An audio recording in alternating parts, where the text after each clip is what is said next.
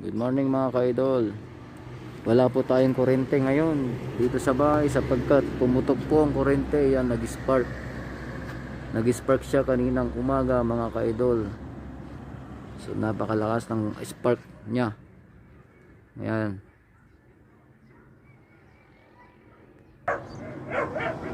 Ayan mga ka-idol, puto lang mga wire. Mga ka-idol.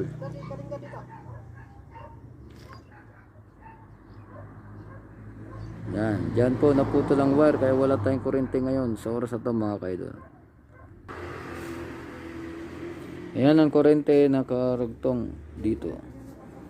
Yan po yung spark yan. Wala kaming kuryente ngayon mga ka-idol. So maayos to sa tulong ng ating Panginoong Hesus.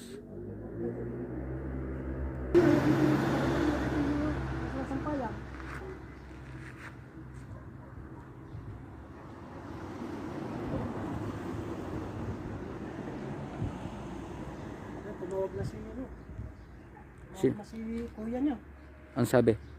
Tatanggalin na yung balikan na lang ng bago kung tumawag. Nagagalit? Tumawag na. Naku.